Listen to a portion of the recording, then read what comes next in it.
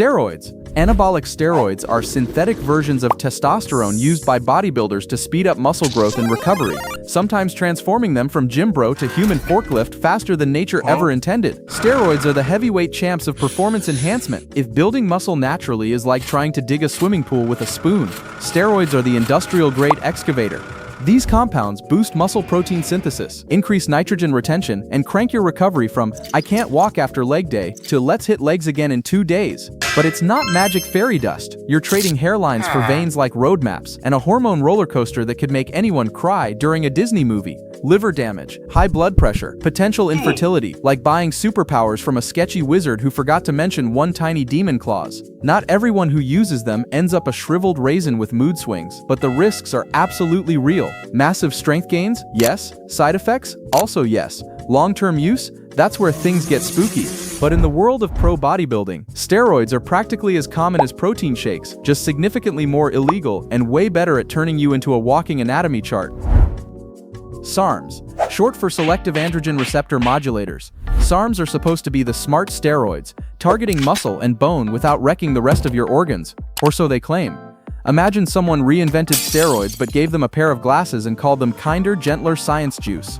That's the pitch of SARMs. They bind to androgen receptors in specific tissues like muscle and bone, while allegedly avoiding places you don't want testosterone chaos, like the prostate or your cholesterol levels.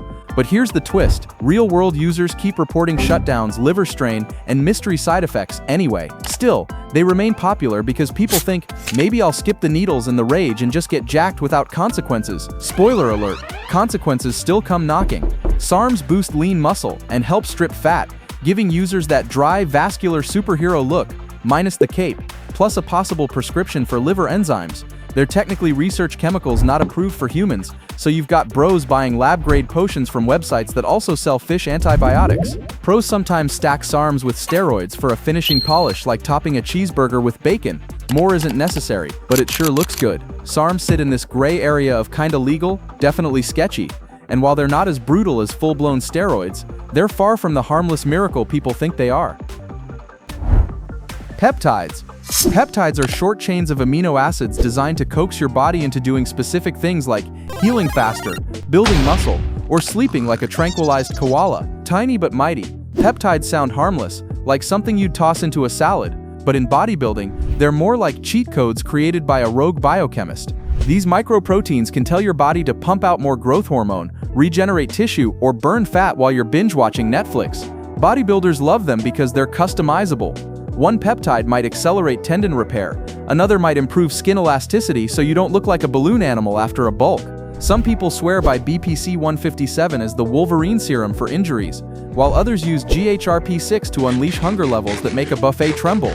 The catch? Testing is hit or miss, and many peptides are research only, meaning the long-term effects are basically a mystery. It's like installing experimental software into your body without reading the terms and conditions, exciting until something crashes. Side effects range from puffiness and numb extremities to looking suspiciously like you've been stung by bees if you overdose. Stimulants. Stimulants are substances that crank up your energy and focus, or if abused, turn you into a jittery cyborg who hasn't blinked since Tuesday. Caffeine is innocent enough, right? But mix it with ephedrine, amphetamine-based fat burners, high-dose pre-workouts that feel like they were brewed in a meth lab, and you're suddenly vibrating into another dimension. Pro bodybuilders use stimulants for two main things: extreme fat loss and the kind of training intensity that makes normal humans concerned for your safety. Ephedrine was once the go-to, usually stacked with caffeine and aspirin in the infamous ECA stack. You'd burn fat faster, suppress appetite, and feel like you could bench press a moving train until your heart reminded you it's not a power drill. Some take prescription-level ADHD meds to focus through brutal cutting phases when carbs are at war with mental clarity. That laser focus is great until you crash and feel like a depressed squirrel. It's a deal with the devil. Superhuman energy now. Systemic burnout later. You'll shred fat, push harder, and stay alert, but keep a defibrillator nearby just in case. And if you've ever seen a competitor dry scoop a pre-workout backstage with the intensity of a cult ritual, remind yourself, half of that is stimulants, the other half is sheer madness. Insulin. Insulin is a hormone that regulates blood sugar, or in the bodybuilding world, it's the carbo-loading wizard that turns meal prep into muscle fuel at warp speed. Using insulin for gains sounds like a bizarre side quest only the most hardcore players unlock. You spike it so your body shoves carbs and nutrients into muscle tissue like a Costco forklift stacking shelves. The result? A ridiculously full, pumped look that screams, "I store glycogen the way squirrels stash acorns." But playing with insulin is like juggling live grenades with a blindfold. Use too much? Hello, hypoglycemia, dizziness, cold sweats, potentially dropping face first into that bowl of rice you thought would make you swole. Use too little? Nothing happens except mild regret and a strong craving for donuts. Professional bodybuilders often pair insulin with growth hormone to amplify size, like two mad scientists combining potions. Diabetics use it legally every day, but one wrong dose can literally kill you faster than any steroid ever will. So yes, it's effective. Yes, it's common at the top levels. And yes, it's arguably the most dangerous mainstream PED because the margin for error is thinner than a rice cake. Most lifters will never touch it, and honestly, that's probably for the best unless your goal is to risk death for a better pump. Blood doping. Blood doping is the practice of increasing the body's red blood cell count to boost endurance, turning cardio into a cheat code straight out of a vampire-themed sports anime. Technically more famous in endurance sports like cycling, but it sneaks into bodybuilding too, especially in crazy off-season protocols or among those freaks who refuse to get winded walking upstairs with 300 pounds of meat strapped to their skeleton. The idea is simple. More red blood cells mean more oxygen delivery, so your muscles can perform harder and recover faster without waving the white flag halfway through a giant set of squats. Some people literally store their own blood and re-inject it later like they're running a DIY transfusion clinic in a garage. Others use EPO, a hormone that signals the body to make more red blood cells. Sounds clever until your blood thickens into ketchup territory and your heart is pumping sludge like a clogged ice cream machine. There's a reason athletes have died in their sleep from this. For bodybuilders, it's not about running marathons, it's about surviving brutal high-volume workouts and looking eerily full and vascular. If your blood starts to resemble gravy, maybe reconsider the life choices. But hey, better pumps, better endurance, more oxygen, all for the low price of possibly turning your circulatory system into a cardiovascular horror show. Synthol. Synthol is the bodybuilding equivalent of Photoshop, but instead of editing pictures, you're inflating your muscles with oil like you're pumping up a pool toy. It's not a steroid, not even a performance enhancer. It's an enhancement oil that makes muscles swell without adding strength. Bodybuilders inject it into their biceps, triceps, or calves, and suddenly those lagging body parts look huge, like someone stuffed grapefruits under your skin. That's the appeal. Instant size, no training required. On stage, small amounts can smooth out proportions. Off stage, too much, and you look like a melted action figure or a character from a medical horror documentary. The downsides are brutal. Infections, scar tissue, lumpy arms that don't flex right, and muscles that end up looking like someone tried sculpting them out of mashed potatoes.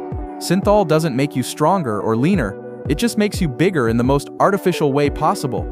Some pros dabble with tiny, strategic use, but the horror stories come from guys blasting whole bottles until their muscles wobble like water balloons. At best, it's cosmetic trickery. At worst, it's a shortcut that makes you famous for all the wrong reasons.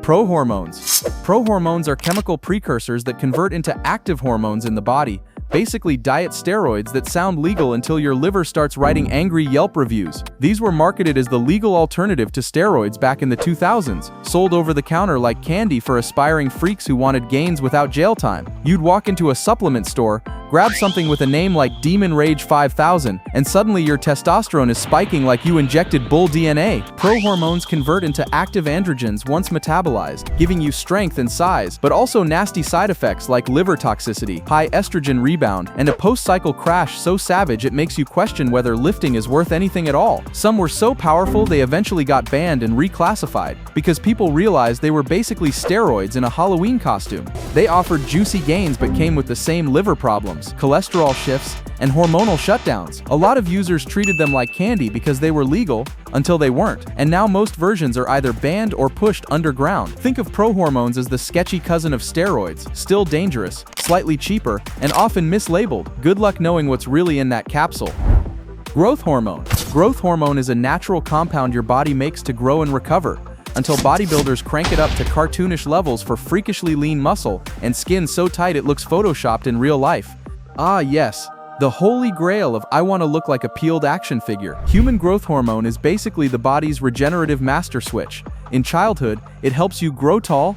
In adulthood, if medically prescribed, it helps with certain deficiencies. But in professional bodybuilding, it turns dudes into Marvel villains with abs in places most people don't even have places. It boosts collagen, mobilizes fat, and builds muscle tissue, all while giving you that round, full, alien muscle look. Some swear it makes them feel young again, like aging backwards but with more muscle and less morality. The side effects read like a sci-fi warning label. Enlarged organs. Yes, including that one. Insulin resistance that edges you toward diabetic territory, and facial features that start morphing. Ever seen a man's jawline grow into a small suitcase? That's GH abuse. It's outrageously expensive too. So if someone's blasting high-dose GH, they're either sponsored, rich, or willing to spend rent money on becoming the final boss version of themselves. Used carefully, it's powerful. Used recklessly, it's like asking your body to grow everything, including the things you didn't want bigger. Beta-2 agonist. Beta-2 agonists are medications originally meant for asthma sufferers, but in bodybuilding, they're the fat-burning sidekick that sneaks thermogenesis into the mix like a silent, fat-burning powerhouse. This is the kind of thing that started in inhalers and ended up in cutting cycles like, oh hey, maybe breathing medicine can burn fat too. Clenbuterol is the king of this category, a bronchodilator that accidentally became everyone's favorite secret cutting agent. It amps up your metabolism, revs your heart rate, and turns your body into a calorie bonfire. The sweaty, shaky side effects make you feel like you just sprinted through a haunted house. Shaky hands, racing heartbeat, insomnia that turns you into a bug-eyed philosopher at 3 a.m. Yet people tolerate all of that just to reveal those last stubborn abs hiding under a layer of fat like shy turtles. Some users taper it up slowly, others blast it recklessly until their resting pulse sounds like a techno beat. It's technically not a steroid, but it's banned in most sports anyway because it works too well. Imagine losing fat while sitting still, sweating like you've committed a crime. The downside? Cardiac hypertrophy is a thing. That's a fancy way of saying your heart might grow in a bad way. You'll look shredded, sure, but you might feel like your chest is hosting a rave inside.